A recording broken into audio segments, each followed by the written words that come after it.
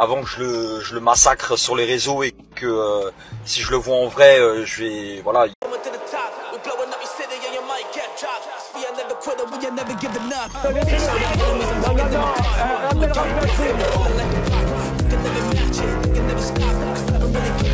Vous fumez, monsieur? Le football, il a changé. Oui, peut-être. Ouais, c'est Laurent Delamousse, bienvenue aujourd'hui pour une nouvelle vidéo et j'espère que tout le monde va bien. Au programme du jour, messieurs, dames, 5 petits sujets, certains plus sérieux, d'autres plus légers. On a par exemple Dylan Thierry qui menace le chanteur Taïk, Frank Tapiro qui va parler de Thibaut InShape et du matrixage politique, un américain mécontent de son concessionnaire, une vidéo qui vous fera penser que Paris est devenu comme le jeu vidéo GTA, et d'autres sujets. Voici le programme de cette vidéo du jour. Si vous voulez soutenir la chaîne et moi-même, c'est le moment en mettant votre plus gros pouce bleu, votre meilleur commentaire. On n'oublie pas de s'abonner et d'activer la cloche pour pas rater les prochaines vidéos. On me rejoint sur Instagram, sur TikTok. On s'abonne à la chaîne principale, la chaîne Mousse. Et maintenant que tout ça est fait, on peut y aller. On va commencer par parler de Frank Tapiro et d'un sujet dont on a déjà parlé il y a 3 jours. Samedi dernier était organisé à l'Accor Arena un énorme événement de boxe, l'événement d'Ether, organisé par le streamer Rebeu d'Ether. C'est un événement qui a réuni 30 000 personnes dans la salle et au pic, plus d'1,2 million de personnes sur Twitch. Honnêtement, j'ai regardé le gala et cet événement, c'est une vraie réussite. D'ailleurs, mention spéciale pour l'entrée des combattants. Alors, les combattants, c'était des youtubeurs et des streamers français, des grosses têtes d'affiche. Et le combat principal de l'événement, c'était Rebeu d'Ether, celui qui a organisé tout ça, contre Greg MMA. Greg MMA a gagné le combat et donc à la fin, il a pris le micro pour parler un petit peu comme tous les combattants font. Sauf qu'au micro, il a lâché une chose que personne ne devait savoir. D'ailleurs, Rebeu d'Ether, l'organisateur, n'avait jamais parlé de ça. Il a dit qu'il a été le remplaçant d'une personne et qu'à la base, c'était pas lui qui était prévu pour combattre contre Billy. La personne qui devait combattre, c'était Thibaut InShape. Donc Billy, Rebeu d'Ether, était un petit peu gêné sur scène. On lui a posé la question en conférence de presse. Et là, il a répondu qu'effectivement, dans un premier temps, c'était Thibaut InShape. Sauf qu'il avait peur que ce combat soit repris politiquement. Et en fait, même si ce combat n'a pas eu lieu, eh bien ça a été repris politiquement. Et c'est ce dont a parlé Frank Tapiro dans une intervention sur la chaîne qu'on connaît tous et qu'on adore. Je rigole, c'est News. Ce qu'il y a de dingue, c'est de laisser la politique, une fois de plus, s'immiscer dans le monde du sport. Et on le voit depuis quelques temps, maintenant c'est la mode, hein, on l'a vu au PSG, on l'a vu au Parc des Princes, on l'a vu partout dans le monde. La politique est en train de tuer l'esprit du sport. Surtout que la boxe, que ce soit le MMA ou autre, on appelle ça le noble art. Il n'y a rien de noble dans cette réaction, il n'y a rien de noble. Quand on met justement des opinions, mais quelles qu'elles soient, gauche, droite, et après on en parlera, extrême gauche, extrême droite, ça n'a rien à faire sur un ring et dans l'environnement du sport. Ce qui montre bien aujourd'hui d'abord que le monde devient vraiment complètement dingue et que malheureusement le sport qui était une forme de résistance avec certains métiers culturels, certains métiers artistiques comme la musique, finalement sont en train de sombrer comme tous les autres dans cette prise d'otage politique qui est en train de non seulement de tuer l'esprit du sport, mais surtout de passer à côté de ses vraies valeurs. C'est ça qui est extrêmement grave. Après, bien entendu, il y a le fait qu'on lui reproche d'être d'extrême droite. Alors, je peux vous dire depuis plus d'1 an, on est d'extrême droite déjà quand on n'est pas à gauche. Je dirais même quand on n'est pas d'extrême gauche. Et même quand on vote Macron, ce qui est son cas, parce que n'oublions pas qu'on lui a reproché de ne pas voter pour NFP aux dernières législatives, il a préféré voter apparemment ensemble, donc pour le parti présidentiel, donc il est considéré aussi d'extrême droite. Ce qui montre bien, en dehors de la sphère sportive, mais c'est encore plus flagrant, qu'aujourd'hui, tout ce qui n'est pas de gauche est d'extrême droite. Il n'y a plus de nuances, il n'y a donc plus d'esprit politique, et on va faire un affrontement, je dirais, communautariste qui remplace un affrontement politique avec des idées différentes qui font avancer le débat. Voilà pourquoi il y a plusieurs gravités derrière ce sujet apparemment sportif. En fait, il n'y a pas grand-chose à dire concernant l'intervention de Frank Tapiro parce que la porte a été ouverte et il s'est engouffré dedans, comme tant de personnes. C'est vrai que voilà, Greg MMA a fait une petite boulette, il a dit que Thibaut InShape devait être l'adversaire à la base de Rebeu d'Ether, mais je pense que la plus grosse erreur, c'est une erreur de com, et ça vient de Rebeu d'Ether. Je pense pas que c'était une bonne idée de dire à la presse qu'ils avaient peur que le combat soit récupéré politiquement. Parce que c'était juste évident que ce qu'il allait dire allait être récupéré politiquement, alors que le combat allait même pas avoir lieu. Enfin bon, n'hésitez pas à me donner votre avis en commentaire. Maintenant, rendez-vous dans le 9e arrondissement de Paris. Le 9e arrondissement, c'était comme dans le jeu GTA. On a une femme qui attaque un chauffeur Bolt, mais c'est pas tout. Quand vous allez voir la fin, vous allez vous dire « Ah ouais, ça c'est une femme qui lâche pas ». Donc là, la femme, là, vous voyez, elle casse la vitre du conducteur Bolt.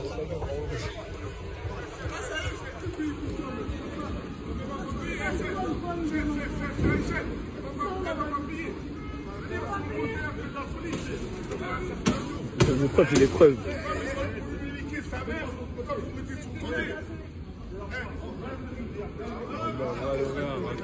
Regarde-moi, c'est combien là-bas là. Est-ce que ça se lave? Je vois, est-ce que il y a un mec qui est monté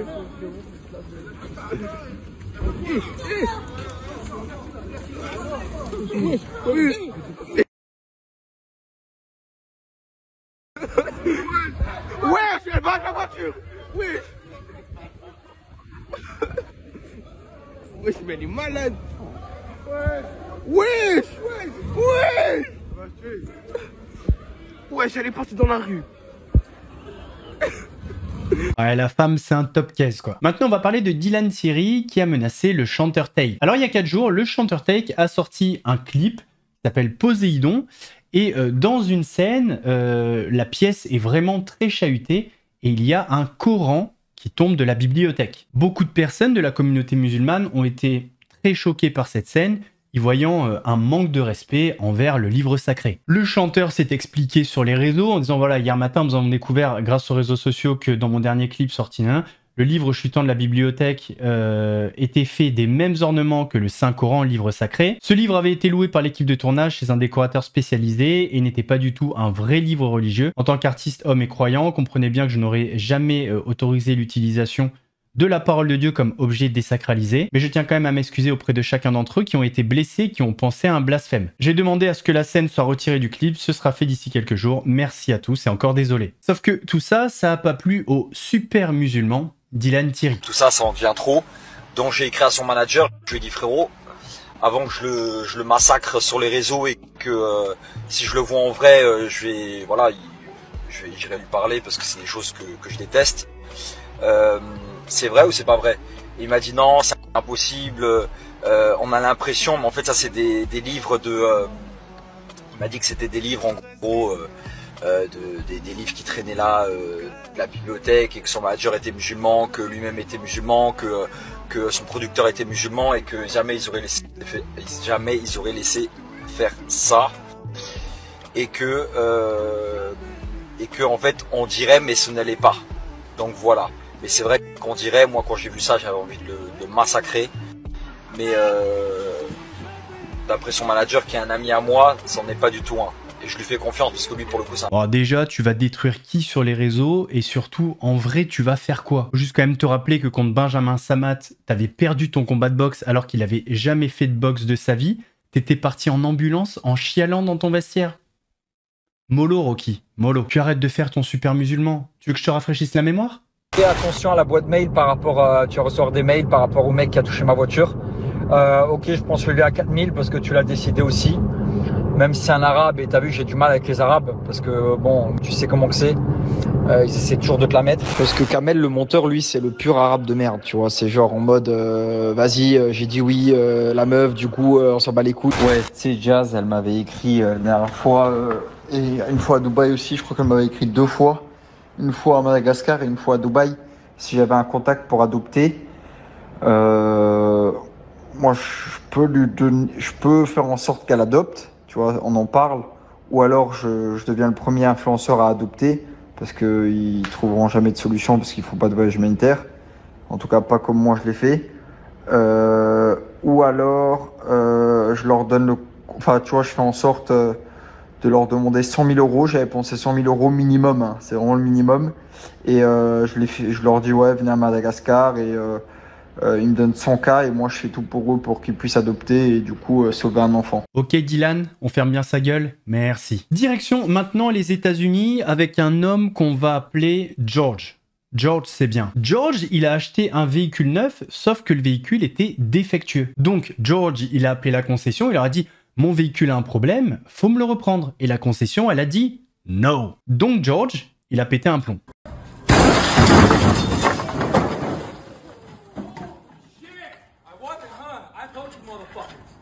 Wow! Georges est frais, Georges est doux. Mais Georges te met le véhicule dans la gueule. On va terminer par une séquence complètement lunaire. Franchement, moi j'ai halluciné quand j'ai vu ça. Ça se passe chez Samzira et c'est Adixia qui est invité. Je sais même pas quoi vous dire, je vous laisse regarder et écouter. Je vais devenir une intelligence artificielle. Si tu veux, je fais partie d'une start-up. On va lancer un lancement d'un jumeau digital. Un jumeau digital? Totalement. Mais c'est quoi un jumeau digital? Et en fait, ce jumeau digital va pouvoir en fait discuter avec eux via WhatsApp. Donc ça va être le conversationnel. Donc c'est une sorte d'ami virtuel? C'est ça. Une Adixia virtuelle? C'est moi, ça va être moi. En gros, ils vont pouvoir discuter avec moi sur WhatsApp.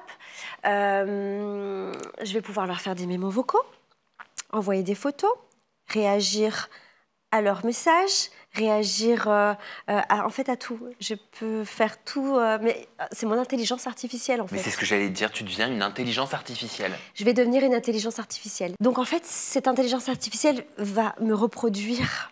Il y aura vraiment toute ma personnalité. Hein. Il y aura mes mimiques. Après, ça peut faire des erreurs. Attention, l'IA peut faire des erreurs. Mais en tout cas, moi, je serai là pour reprendre la main de temps en temps et pour aussi répondre personnellement aux gens de temps en temps. D'accord, donc c'est un mix entre le jumeau digital et la véritable Adixia. Exactement. Et en fait, donc, je vais pouvoir faire des vidéos en annonçant des anniversaires, des félicitations, plein de choses. Tu vas pouvoir faire aussi des vidéos. Non, peut-être pas. Ça, c'est un petit peu compliqué. Même les placements de produits, ça peut être compliqué, mais on est en train de voir si on peut faire des placements de produits avec notre jumeau digital. Et en fait, je vais te montrer quelque chose. Hello Sam, trop contente de refaire une interview avec toi. Ça fait super longtemps. J'ai plein de projets à te présenter et une petite surprise que je vais te dévoiler en exclusivité. T'es en train de me dire que ça, c'est ton jumeau digital? C'est mon jumeau digital. Je n'ai jamais dit ça, Sam. Je n'ai jamais enregistré ça avec ma voix. Alors, il faut enregistrer quand même des vidéos. D'accord. Tu fais 4 vidéos avec des tenues différentes, avec des poses différentes, etc. Et ensuite, ton jumeau digital pourra te dire de faire ce que tu veux. Enfin, okay. Il pourra faire en sorte, via ces vidéos-là, de dire ce que tu veux. Enfin, anniversaire, tout ça. Par contre, la plateforme protège quand même, parce que s'il y a des gens qui vont écrire sur WhatsApp, fait des vidéos pour de la politique ou du racisme ou des choses comme ça, c'est contrôlé. Ok, c'est-à-dire on ne pourra pas te faire dire tout et n'importe quoi. Absolument pas. Bah non, on ne pourra pas te faire dire n'importe quoi, parce que de toute façon, c'est toi qui dis n'importe quoi. Alors déjà, elle te dit ça tout doucement, elle est hyper fière du truc. Ça existe depuis littéralement au moins 2 ans. Donc genre, vous n'avez rien inventé du tout. Puis entendre le mot intelligence avec autant de conneries à côté, ça m'a tendu. Non mais juste un truc. Déjà, qui a envie de payer pour avoir un joyeux anniversaire de la part d'Adixia? Pas grand monde. Mais maintenant qu'on le sait, qui va payer pour que l'intelligence artificielle d'Adixia vous souhaite bon anniversaire? Ah, les influenceurs, ils se réinventent. Mais toujours plus loin dans la connerie. On arrive donc à la fin de cette vidéo. J'espère qu'elle vous a plu. N'hésitez pas à me donner votre avis sur les sujets qu'on a abordés. D'ailleurs, en parlant d'influenceurs, vendredi sur la chaîne Mousse, on parlera d'Ilan Castronovo. Donc on n'oublie pas de s'abonner, d'activer la cloche pour pas rater la vidéo. On me rejoint sur Instagram, sur TikTok. Et nous, on se retrouve demain pour une nouvelle vidéo. En attendant, prenez soin de vous. Laurent de la Mousse vous salue. Ouais, c'est Mousse. Très frais comme une mousse. Léger comme le houmous, piquant comme un bimous. Un gros lion te course, tu cries, t'as la fausse. J'arrive à la rescousse, regarde, ouais c'est mousse.